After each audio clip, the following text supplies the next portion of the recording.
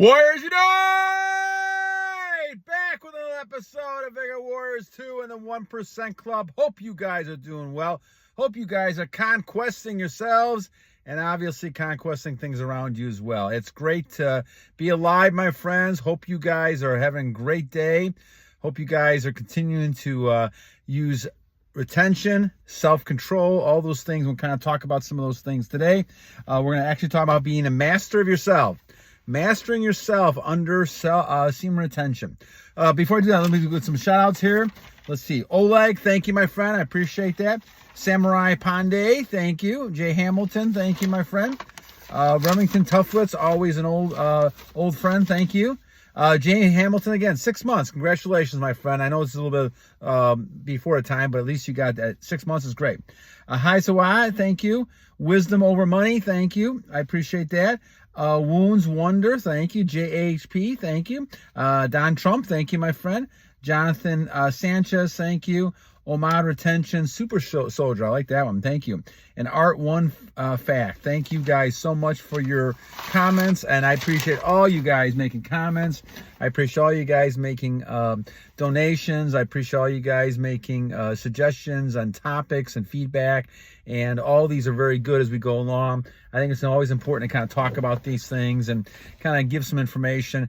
My job at this point, I'm not making anything off of this. Maybe one day I will go ahead and do sponsors and things like that. But really, the main thing to me is to go through my experiences and try to help people based on all the experiences I had, and trying to help people become more high value and actually kind of live longer lives. And so, years ago, I read a book called The Fountain of Youth by Peter Kendler, and learned a lot about, keeping your energy. And so we talked about this energy a lot. So let's talk about this idea of mastering yourself. So mastering yourself. Now, what do we mean by that? Well, a lot of times, as I teach classes in psychology and communications over the years, it becomes apparent that many of us think we're in control of ourselves.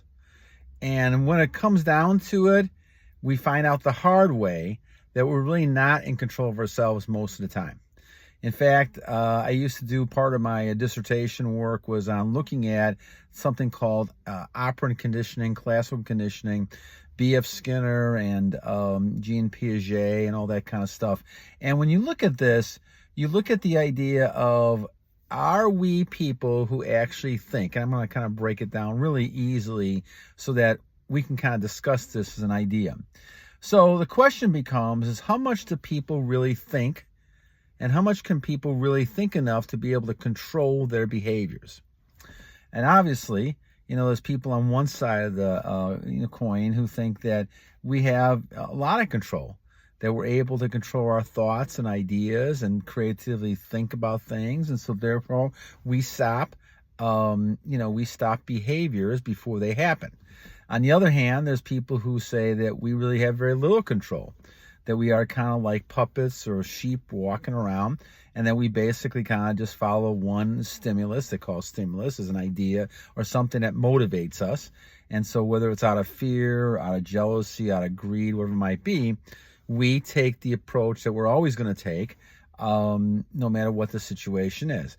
And you could look at a couple examples of that. I mean, when you take a look at, people actually thinking about some of their actions, a lot of times they just react. They see something on TV, they see something, and now they get scared. We see this with the stock market, things like that. Lately, people just get scared, and out of fear, they react. And a lot of times they're just doing what other people say or what they do, and so they're all following like sheep. So we can see that side of the argument. And of course, we can see people who think about things and make money and create goals and things like that. And you do that yourselves, especially in the club we have here. So the thing is that we can see both sides of this, and there probably is some middle ground with all this. But the thing is that we all want to become higher value males. And I speak of males because I know there's a few females, and I can always use the word female as well.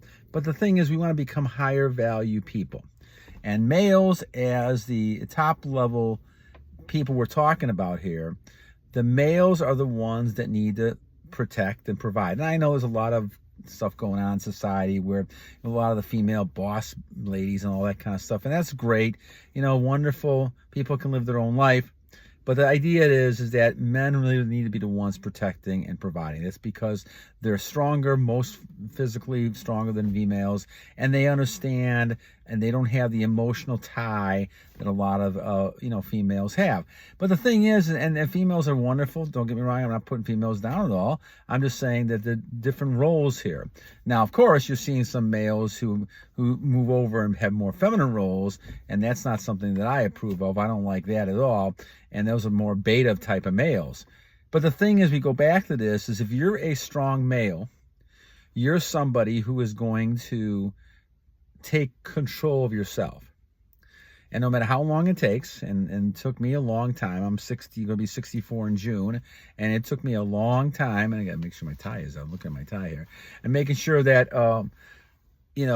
you take control of yourself. I'm 64. It took me a long time to get to the point where I finally understand what retention is and finally understand what's going on.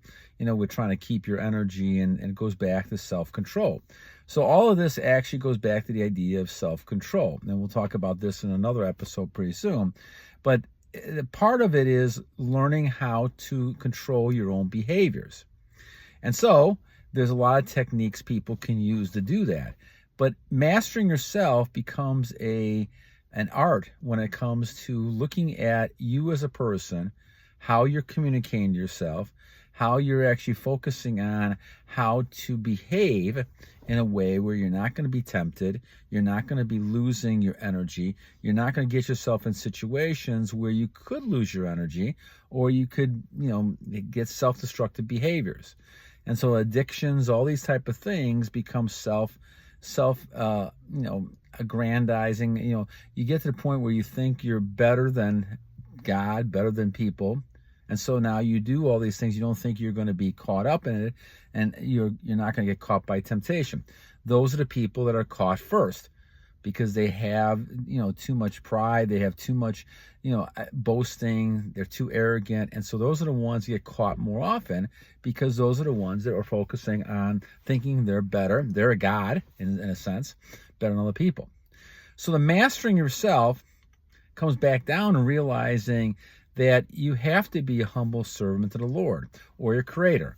And so as you're a humble servant, now you recognize, well, God has given you some ability to be able to use some self-control. And so you now need to learn how to master yourself. And sometimes people start off young. It took me a little longer than that to be able to start to think about that. And obviously it's still a process that I'm working through, as most of us are working through. But the key is going to be, how can I learn to master myself so that I can save as much energy as I have, be as successful as I can be as much peaceful as I can be, to be a good father, a good role model, a good teacher, a good consultant, good tutor, all those type of things, and a good businessman, and looking at this and saying, okay, how can I actually become better? And that's kind of why we're all here, which is why I do all of these kind of videos to kind of talk about at least my experiences and trying to help a person out there who may be going through some of the same types of things. And you guys have all sent me great messages and all that kind of stuff, and I appreciate that. And I think we have about 6,000 people in the subscribers, and that's wonderful. That's great. The thing is that hopefully it's making an impact on people, and I hope it does for you as well. Now, the thing is that back to mastering yourself, now you have to kind of think to yourself, okay, what is the biggest problem people have in mastering yourself? And it really comes back down to controlling your emotions. And this is what separates the men and the women out. A lot of women have trouble because they're focused on everything on emotions. And so when there's times of needing to calm down, to make decisions, this is why most men are the ones that can do that. That's why it's difficult at times for women to work with women. I've seen that case over and over again. A lot of times, because little petty types of things get in the way, and people get very emotional. Now, there's females out there who can be great leaders, and I've seen that over and over again, but it takes a different type of mentality for them to acquire and not to let the emotion part get in the way. You cannot be a strong leader in any form of life if you're going to let your emotions run wild, get angry, get sad, get all kinds of different flying emotions. That doesn't matter who you are, you can't do that. And so this is why you have to kind of master yourself. You can't master anything around you unless you master yourself first. Just like that's what we talk about, conquesting yourselves. You have to conquest yourselves, control yourself, and now you have an influence on things around you, and it becomes a better type of thing for you to manage. So how do we do that? How do we master ourselves? Well, it starts with retention. It starts with the idea of trying to control yourself. Now, I think I'm at over 1,700 days. I'm not sure what it is, and that's always going back to before the COVID. I think COVID was the time I actually started this, because I'm talking about monk mode. Now, I've had a longer period of time of doing NoFap, but the monk mode, when I started doing that, all of a sudden things really accelerated in my situation. And now I'm, 1,700 days, and I feel unbelievable. I've felt unbelievable for many years, and so I have a calmness. I don't get that upset with things, not like I used to, at least. I think everything is more even keel, and I don't worry about things as much. The worrying factor is a lot less. The fear factor is a lot less. And I think, as the Lord says, have no anxiety for tomorrow. And I think God has given us the ability to keep our energy. And unless you're procreating, or unless you're doing something to have children or family, you're basically going ahead and keeping your energy. And so because of that, you're going to feel stronger all the time. And it's because of that, then, you're going to be calmer. And so you're going to be more relaxed. And you're going to try to look at all the things in your life. And the funny thing about self-control is, once you start doing it, now you look at other aspects of your life besides the retention. So now what else do you do, right? So retention is going to help you then learn how to deal with any other addiction. So if you have a drug addiction, or just have a mild addiction of drugs, or alcohol or tobacco, whatever it might be, now you're going to try to overcome that. Because the one thing about retention, and we talk about all the benefits, being a very attractive person, clarity in thought, looking younger, all those things, acting younger, those things all happen. But the biggest thing about retention is that it gives you a foundation to know that I can control something in my life. And a lot of people feel like they're hopeless. They don't have control of things in their life. And a lot of times it's because they're, doing wrong things, or they don't have belief in God, or they're taking too many pills, all kinds of stuff. They're dependent on other things, like the government and other things, to give them support. And what they have to do is kind of from within be able to have that, learn how to control your behaviors. And so obviously, when you start off by saying, okay, I'm going to control retention, then you're going to stay away from those situations. And by doing that, you build a good habit of saying, okay, now I have that. What about other addictions, right? Like I said, drugs or alcohol, overeating. Obviously, I've been doing that too. I've been stopping a lot of that. I'm fasting, no soda, diet soda, and no bread, which I've lost some more weight and get closer to my 6-pack of abs now, that I'm getting a combination after all these years of being able to figure it out. So the thing is as you do this, you now become stronger. The cold showers I take in the morning, again, that's a matter of self-control. Can you get it and do this, and can be consistent over time? And then obviously you look at your work patterns after that, your exercise programs, all that goes back to self-control. And that's mastering yourself. So you're becoming someone who's going to master themselves as time goes on. And this becomes really important then in succeeding, because your time management, your use of your time, your persistence in trying to get things done, your dedication to get things done, all goes back to the idea of learning how to control yourself and master your own ability. And once you're able to do that, then you become stronger. And I'll do more on self-control and self-development in another video. But we go back to this mastering yourself. This is a key aspect. We talk about, obviously, attraction to women. Women really down deep, they may not always say it, but they really want a man who is got self-control. They want a man who can actually control their behaviors, their lust, all these type of things, to the point where they're not just chasing the women around. The women may like that for a short period of time, but really in the long run, they want a man who is confident, who knows what they're doing, where they're going, and they'll follow along. They'll chase that type of person. So when we look at this, and I know a lot of people scoff at the idea still of attraction and semen retention, but it makes all the sense in the world when you talk about this. I mean, God has given you, your Creator has given you all that energy. And so as He's given you all this energy, He's not going to just create something and just have you throw it away all the time. So what does it do? Well, it obviously makes you more balanced as a person. I have felt more balanced now than I have even when I was a lot younger. And the thing is that as you feel more balanced, now you feel more happier, you feel more secure. As a result of that, you feel more confident. If you don't have that kind of fear or anxiety all the time of things happening, then you're going to have the fear. And so Satan gets in, and Satan loves depression. Satan loves people who lose hope. I remember there was a story, I don't think it was a Bible story, but I think it was some other kind of story that I saw, a fable or something, where Satan was asked, and he had a deck of cards, and he had all these plagues and all these things in there, and he picked the card that, he said the number one card I picked was depression. I think it was depression or loss of hope.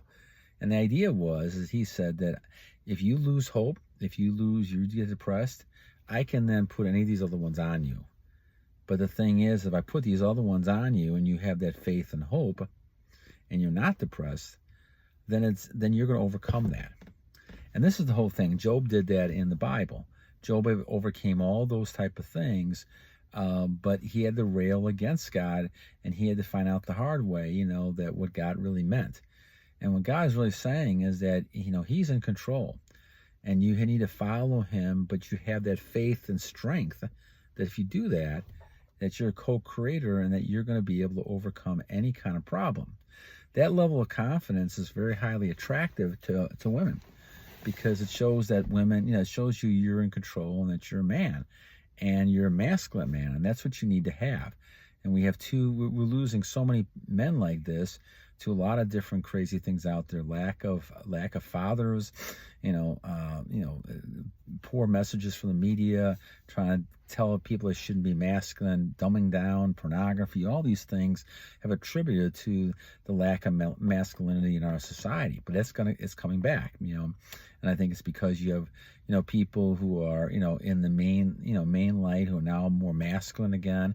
And I think you're going to see that. You can see that from movies and things like that who have bombed out because there's too much of, the diversity thing and too much of the wokeness. And so you're losing a lot of, those people are losing a lot of money now because things are shifting. Things are changing, that people are going back to being men and women. And I think we need to have a lot more of both, but in the pure sense. We don't need all these other types of configurations of men and women. He, she, whatever it might be, he, him, or whatever they call those things. We need to go ahead and say, this is a man and this is a woman. And the man needs to be masculine enough and strong enough. And when you hold your energy in and you're using it for purposes, you become stronger, you become more confident. And of course, you're going to attract all kinds of opportunities that way. And I think that's the key to the whole thing. You're not looked upon as someone who is a negative, pessimistic person who doesn't like living and doesn't like things. I mean, even at 63 going on 64, I love things, I don't know how much longer I'm going to live, but I love life right now. So hopefully it's a lot more years. But if it's not, I found that fountain of youth that I was looking for, and I found it. And I realized that after all of this, it wasn't actually the exercises, even though the exercises make a big difference. It goes back down to the retention and being able to save your energy within yourself and be able to control that. And then it goes back to mastering yourself again. So guys, this is the whole thing when we talk about. The whole idea is that you really want to focus on raising your level. And you do that by taking the inner type of philosophy, saying, how do I do that? Well, you do that by the way your thoughts are. You do that by looking at how important every day is. There's something called intrapersonal communication. You're talking to yourself. Now, before you kind of think that, Vigor Warrior is going a little crazy here, what I'm talking about is we drive cars, somebody, gets in front of us and we start, yelling and screaming at them. We shouldn't do that, of course, but people do that. They're talking to themselves. They get a poor grade on a test. They talk to themselves about this, and it's the internal communication where it starts. It starts that with temptation, but it also starts that with any level of mastery. If you think you can master yourself and you get more confident once you're starting to use retention, all of a sudden you're looking at several different ways you can accomplish anything you're choosing to do.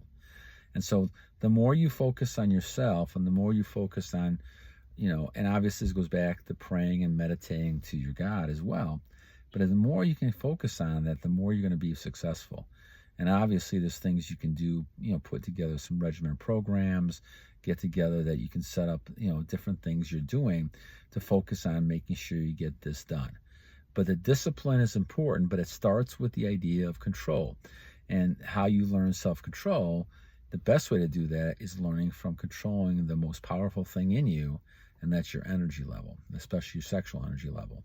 And for young guys, it's extremely high. At my point, it's high for me, but that's only because I haven't, released energy in a long, long time. And I think people do it, they can keep it up. Somebody who's even as old as I am, you can still also go ahead and hold a lot of your energy. And so it may not be as much as some of you younger guys have, but still it's enough to be able to be powerful and be strong and present an image. And so, as you guys have mentioned, you guys think I look a lot younger than 63.